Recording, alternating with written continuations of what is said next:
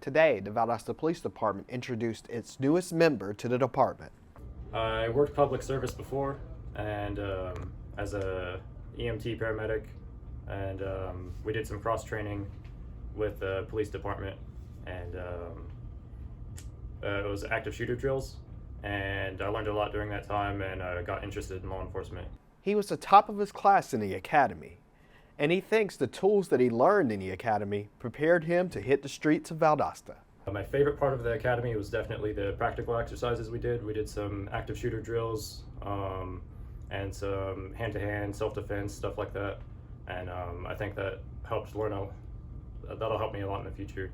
He is ready to serve the community for a very special reason. I have family in the area, and I want to help protect the community that my family lives in, and they drive through all the time. And I think it's the duty of the people living in the community to help protect the community, and we need law enforcement officers, so I signed up. We welcome Officer Johns to the Valdosta Police Department. Metro 17 and the City of Valdosta would like to thank everyone that came out to the inaugural Bluesberry Festival. We also want to thank the Main Street staff and all the sponsors for making this event happen.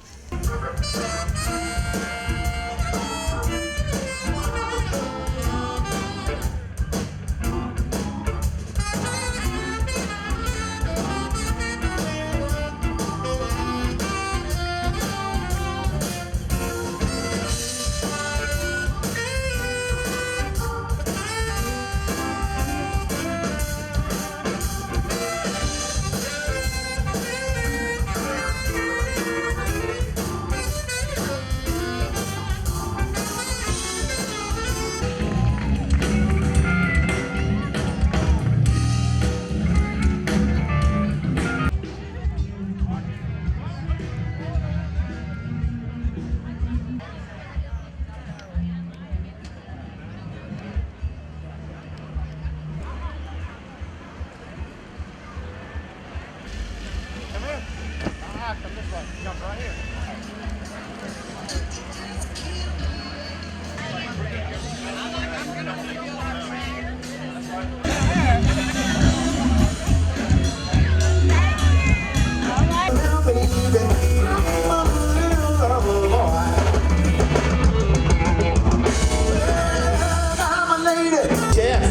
When she comes home, she never gets no rest.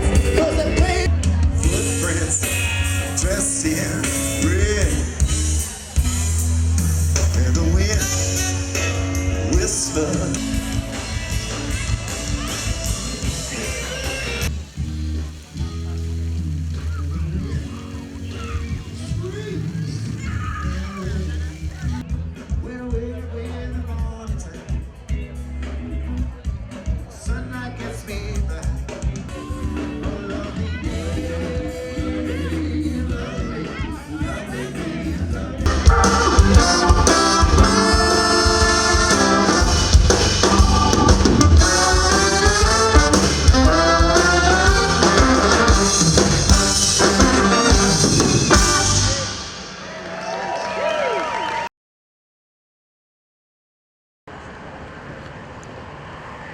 During National Environmental Education Week, Metro 17 and the Public Information Office spent some time learning about river water testing from the Utilities Department. Alright, so we're going to pull this 2 more times to make sure everything's washed out of it, and it will have a good amount of water from this side. After pulling water from the river, it is collected and tested for oxygen, pH, and conductivity. We're going to submerge it under, open the top to get our sample. Got our sample, make sure it's closed. And we're going to put it in our bucket of ice, keep it on ice until we make it back to the lab.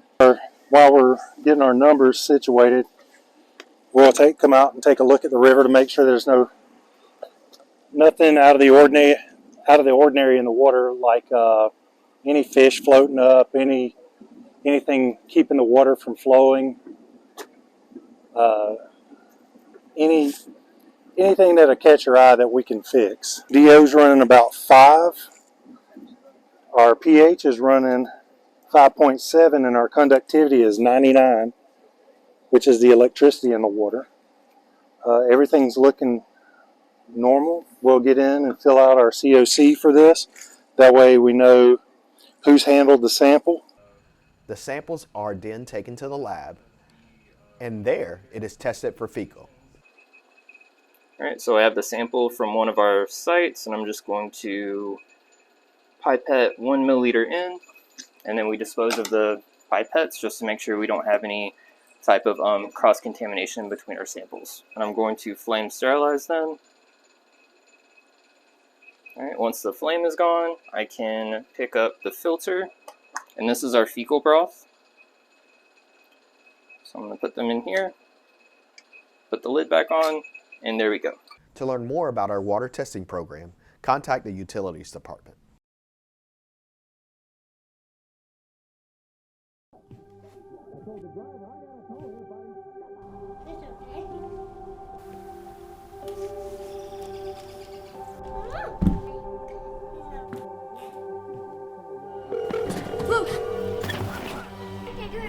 Where is your emergency? Everyone's on their way. What happened? Your friend's not breathing. She's dead? Please get my mom and dad. Oh my God! Do you have prediabetes? If you do, you're not alone. 1 in 3 American adults has prediabetes, and more than 80% don't know they have it. Prediabetes is a serious medical condition that puts you at high risk for type 2 diabetes. But now, North Carolina residents with prediabetes can enroll in a free or low-cost national diabetes prevention program. You can make healthy changes with support from this proven program. Get started now at joinaprogram.org. Every day that I come in, I know that the people that I work with are willing to do exactly for me what I would do for them. Other occupations, they have co-workers, we have partners, and that's for a reason. Fire! Throughout my career, I've seen this department grow immensely over the years through training, personnel, equipment, and the volume of our calls. Our department now responds to more than 73,000 calls for service each year. Our department offers so many different paths for an officer to take as they navigate through their career at the Valdosta Police Department. We equip our officers with the best training, the best gear, and all the support they need to be successful. I chose this department because my husband will be retiring here from the military, and so it just gave me an opportunity to start my career, and pay rate is higher than other departments.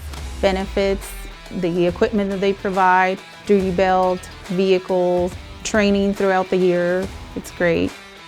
The reason I chose Valdosta Police Department is I was already in the area from working with the Air Force at Moody Air Force Base. After my enlistment was up, I got in contact with our IA lieutenant. She dropped the bug in my ear, said she'd think I'd be a good cop. And it just stuck with me. So I came and applied. They said they'd be happy to have me. I said I'd be happy to work for you. Valdosta dispatch to 7139 and all available units. We have an active shooter situation at 206 39th Avenue. Have a barricaded subject with possible hostages. As an accredited law enforcement agency, the Valdosta Police Department is always operating at the highest level of national law enforcement standards. We are always advancing and improving our capabilities. One of the things that took me by surprise was the training I received at the Academy on mental health people. It's something that we don't think about, but we encounter on a daily. And I feel like the training we receive really prepared me. The best part about working as a police officer would be making an impact in people's lives. Helping victims get out of situations, providing them with resources available to them. A lot of people say they have families in the workplace. A lot of people try to posture themselves as a family. But to me, a family is doing whatever's necessary, whatever cause, for whomever, that you call that family member. Being an officer is the closest thing to having an outside family as I can find. There's a moment that typically happens that lets me know I've done my job well. And that's when I arrest somebody, put them in the back of my police car, and then on the way to the jail, they thank me. They know that they've done wrong, and they respect the job that you've done. That typically is what makes me proud. At the Valdosta Police Department, we will put our officers up against any in the country. We have great community involvement. Our officers are in the community every day, building great relationships, great partnerships to work together to keep this community safe. We take community policing to the next level. Our officers are constantly out in the community, whether it be crime prevention efforts, community events, or neighborhood walks aimed at meeting the residents of Valdosta. There are many opportunities within the department to move around, meaning you do not have to stay as a patrolman. You can always move up.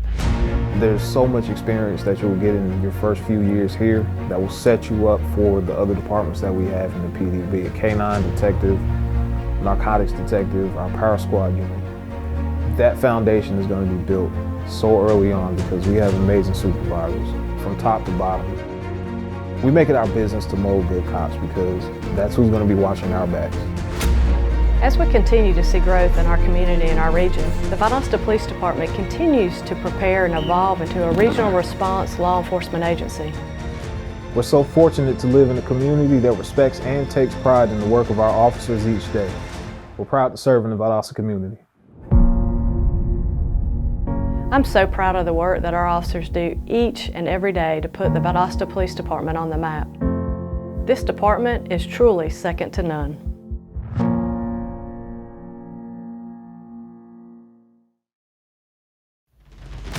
Since 1905, we've been here. It's a tradition unlike any other. This department is constantly improving and growing, and we will be here serving the community for years to come. Our residents expect the very best, and we're here to deliver that service every day. We don't have the option to not get the job done, and our firefighters are always ready, whatever the challenge may be.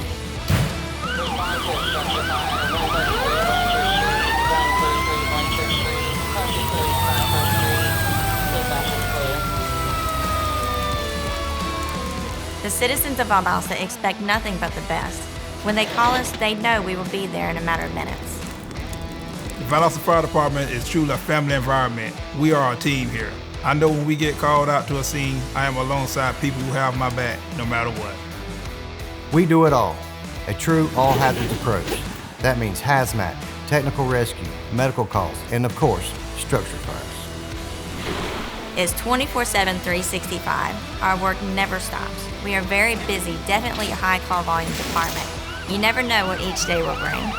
We realize that when people call us for services, they do so because they're probably having one of the very worst days of their lives. We strive to treat our customers with compassion and act as if their problem is in fact our very own.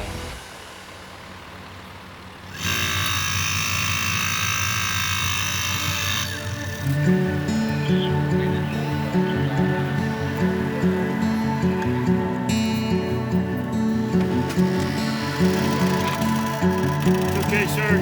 We just need you to stay calm, okay, sir?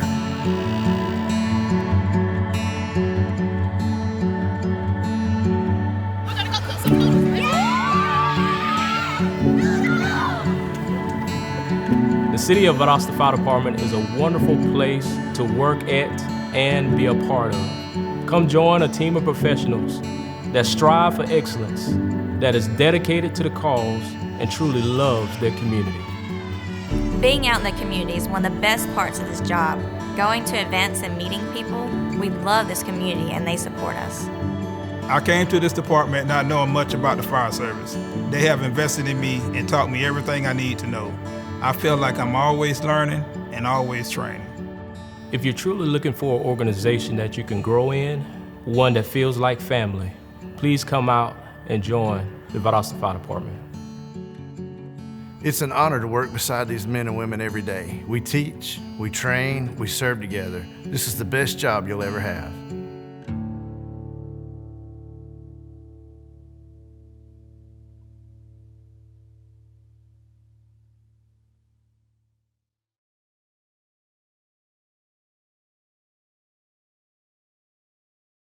Welcome back to City Focus. I'm here with the FOG coordinator for the City of Valdosta, Joseph Gangler, and he's going to talk to us a little bit about FOG.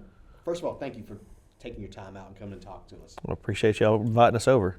All right, what actually is FOG? For those people who have no clue what FOG is, what is FOG? Well, fog is like way out there this morning. You know, is that real bad fog we that just rolled in. Fog stands for fats, oils, and greases.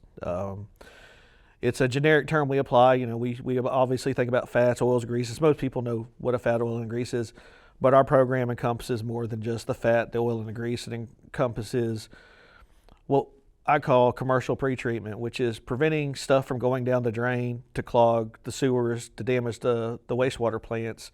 So it's kind of a all-encompassing thing, but for simplicity, we just go with fog, fats, oils, and grease. Yeah, and you know, a lot of times you're talking about what goes down the drains, and I know I was taught as a kid, hey, you don't put that grease down the drain. I know it's dry now, but it's going to solidify, and all these other things. What are some things that I guess people are putting down the drains that are considered fog that people should not do? Well, the biggest one that we always use as an exercise is bacon. You fry your bacon up, you end up with the grease in the pan. Now, country folk like me, we put it back in a jar because we're going to use it later. But some people are a little bit healthier than I am, and so they want to take it and get rid of it somehow. So the recommendation is to take it, scrape it, put it in the pan, or put it in a trash can, put it in a bag, get rid of it, take it to the landfill. But, you know, the people that are a little bit more of in a hurry, and I can't say that I haven't done this, kick the hot water on, put it on the pan, rinse it off, and run the grease down the drain. The problem is that it's what I consider not your problem now, because it's going to be a problem later. It's going to be your neighbor's problem, because that grease is going to go down that drain. That 140-degree water is going to push it down. But the problem is that if it does get out of your system, out of your sewer line, it's in our sewer line. Exactly. So it's not just your problem now, it's the neighbor's problem, and the neighbor, and the neighbor, and the neighbor down the line. And while a little bit of grease, you may not think a couple tablespoons of grease from your one pan is a big deal. But if everybody's doing it. But everybody in the neighborhood loves bacon. Yeah. So it's definitely damaging. And it's not just soluble fats like bacon fat. It's cooking oil. Cooking oil can act just in the same capacity. When you get done with your French fries and you don't think to put it back in the bottle, they pour it down the drain. Cooking that steak, the fat renders off of that. Salad dressings, mayonnaise off the sandwich. I don't know about y'all. I like to, it's the when you make your sandwich and you get done with it, you take your knife and you lay it on the edge of the sink, because I might make another sandwich. Got a little mayonnaise and a little butter on there. Yeah. Rinse that off. That adds to it as well. Ice cream. Let's just cream. It's fat. It's butter. I mean, pretty much everything has some kind of a fat content. Coffee creamer, bad milk. And it gets beyond just the fats, oils, and greases. Flour. Flour, if y'all did the experiment when we were kids, mix it with a little water and you made a glue, or you made a blob. All that stuff sticks to the pipes. It does. Grease generally is polar. And it doesn't, while it may not stick to the water, what it does love is as soon as it sticks to anything else it touches, it's going to grab onto it. It's going to climb in pipes. It's like, we use the artery analogy. It's like your clogged artery. You got you a big artery right here, and a little bit of grease starts collecting around it, then a little bit more, and a little bit more, and a little bit more, then you don't have enough room for the blood to flow, and there you go. You're going to Uncle Billy's funeral. Yeah. And it's the same way with the collection system.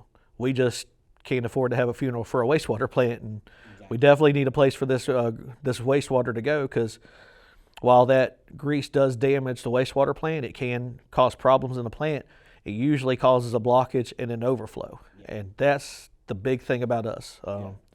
With environmental services, we don't want those sewer overflows, because, as you know, as the old saying, it rolls downhill. Well, it does go downhill. Well, it's at the bottom of those hills, rivers, creeks, tributaries. And that's a whole other mess of a situation that we're trying to avoid here. And honestly, what I guess as city employees, what we're asking citizens to do is just, be a good neighbor. Because if nobody's doing, but if a whole neighborhood is doing this, it becomes a big problem. It's one person, not so much a big deal. No. But if everybody's doing that's good, and we're asking you to be a good neighbor, and don't pour these things down the drain, because ultimately it becomes a problem for the departments have to fix, which also becomes a tax burden. Yeah. in our department across the city, we use the term customer. And I like the term customer. But in our department, we try to steer away from customer. We prefer stakeholder because we're not a multi-conglomerate, multinational company making a profit. We want everybody to be involved in what happens. You are a stakeholder in that system working. Whether you are the hardworking parents down here at the house and you've got clogged sewer lines and a backup into the house or backup into the road, or you're the commercial business or the industrial user, you have a stake in that system working. All of us, everybody has a stake in it. You want that system to work. You pay for a service, and yes, I mean in that concept, you're a customer, but we're providing that service, but you have to help protect it as well, because it's not just protecting what's underground, because it's a lot of a out of sight, out of mind situation. Well, I can't see it. I flushed it. It's gone. It's not my problem anymore. But it is, because it's going to come back to bite you, and we don't want it to bite you, because we want you to say, hey, this little bit of effort right here protects me. It protects my neighbor. It protects the businesses down the road. The businesses in the same situation. They're protecting. We require the businesses to have specialized systems in place that we don't require on residences. So they're going their extra step to protect you. So it's not a lot to ask the person at home to not pour it down the sink, pour it in the toilet, or do anything just silly. It's why we provide trash services. So it's easier to put it there, send it out to landfill, and it's treated out there a certain way. But we just want everybody to say you're a stakeholder in the system, not so much a customer. Just remember that everything you do is going to affect, whether it affects you today or affects you tomorrow, at some point it's going to affect you. Yeah. So. Because when that pipe has to be replaced, somebody has to pay for it. Yes. And we would rather pay to maintain the system as opposed to fix problems that are fixable. Maintenance is better than total repair. I'd much rather, I'm sure with our water sewer guys, the talented guys we have in the department, they would much rather go out and run a jetter down the line, knock a little bit of stuff loose versus go out there. Because it's never going to be Tuesday morning at 9 o'clock. It's always that, Saturday night at 4 a.m. Christmas Day. Our guys are going to be out there fixing water lines, sewer lines, and we want them to have the times with their families. We want them to have the time off. They work really hard, and then we got them out there digging up a sewer line, and they're pulling up a big old ball of grease or a bunch of wipes. That's a big issue we're having is the wipes. Wipes and other things are being flushed down the toilets. They love grease too. They take grease with it. Yes, them rags. The flushable wipes, they love grease, and so they'll create their own little grease balls going down lines now and clog up on systems. So that's a big problem too. So again, with the stakeholder, don't flush the wipes. Be careful with the grease. It's pretty much common sense. We live by the 3 Ps. As silly as it sounds, it works great for the kids. The 3 Ps: pee, poo, and paper. And that's the only thing. That should only be the only thing we should have going down the toilet, going down the sinks. Is pee, poo, and paper. All right. Well, is there any tips other than that you want to give to our viewers on doing their part in helping maintain the sewer system that we have here in Valdosta? Well, the main thing is keep in mind the 3 Ps, the pee, poo, and paper. We want them to establish what our restaurants do, because we work with the commercial industry, best management practices. When you're cleaning your pans, dry clean first. Scrape everything into the trash, dry wipe them with paper towels. Get as much off of there as you can to put it into the trash can. It doesn't matter what you're cooking or cleaning, whether you just made a sandwich, you fried you some bacon, made a steak, made a quiche, whatever have you, just be conscious of where that grease and that residue goes into it. Hot water does not get rid of it. Dish soaps do not get rid of it. They may break them down, they'll push them a little bit further down the line, and then they just block up again. They're still going to cool on the ground. Exactly. They're going to break, they're just going to get there and then hang up again. Be conscious of what you flush down the toilet. Wipes. Big thing with wipes is you'll go to the store and they are legally correct when they say, I am flushable. But my G.I. Joe action figure in 1989 was flushable, and I still miss roadblock to this day because he was technically flushable, but he did not belong in a sewer system. Same thing with the wipes. They get into the system. If they don't collect the grease, they're a bigger problem for our lift stations and our wastewater plants. They clog the pumps up, so they burn these pumps up. They're devastating. So please, I love them. They're great products. Pick what you want, but don't flush them down the toilet. Put them in the trash. The only thing that's meant to be in there, toilet paper and your business. All right. Well, I want to just thank you for taking your time coming out and teach us a little bit about the FOG program and some do's and don'ts for our citizens. We appreciate your time. I appreciate y'all. And we'll be back here on City Focus.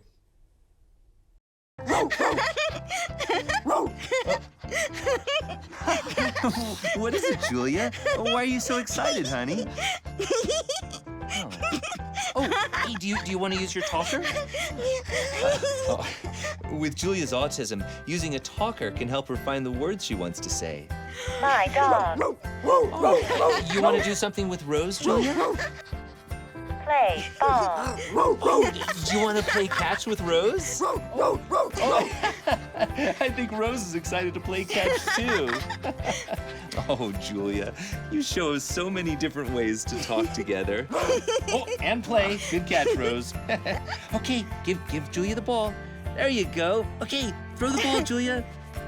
Oh. For Julia's family, early screening for autism made a lifetime of difference. Find out more at screenforautism.org. Okay, Julia, there you go. Whoa, another good throw. That's the way. Honey, what I think you need is a socket wrench. I played JV basketball. I'm sorry. I don't think it looks right. This is good, and it's all good, baby. Is it really all good?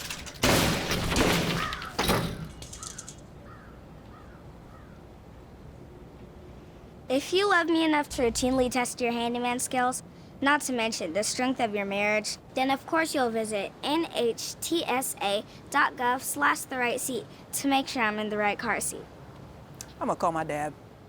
In addition to river testing, we talked with Ronnie Lancaster about the importance of a business having a backflow device and covering it during the winter.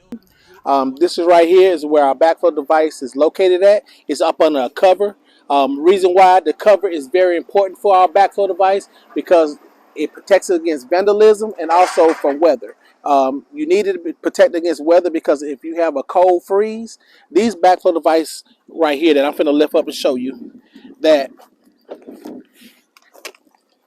below 40 degrees, this right here, water will freeze. But if you got this protective cover over here, it keeps the water warm and the water will still go inside the building. I have to go ahead and make sure that the water is, that's water inside the system. So what I'm doing, I'm going to go ahead and flush every test cock there is.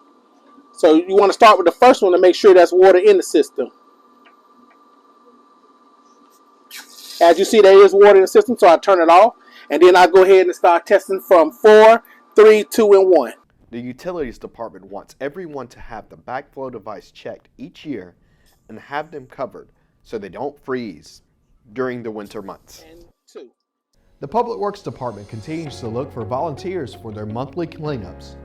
A perfect way to give back to your community is to help during one of these cleanups. We encourage everyone to love where you live. This concludes another edition of City Focus. Be sure to visit our website, ValdostACity.com. Like us on Facebook, Valdosta, City Without Limits. Also join next door for city updates. Follow us on Twitter and Instagram at City of Valdosta, and subscribe to our YouTube channel, Metro 17 Valdosta, to watch City Focus on demand. Thanks for watching. We'll see you next time here on City Focus.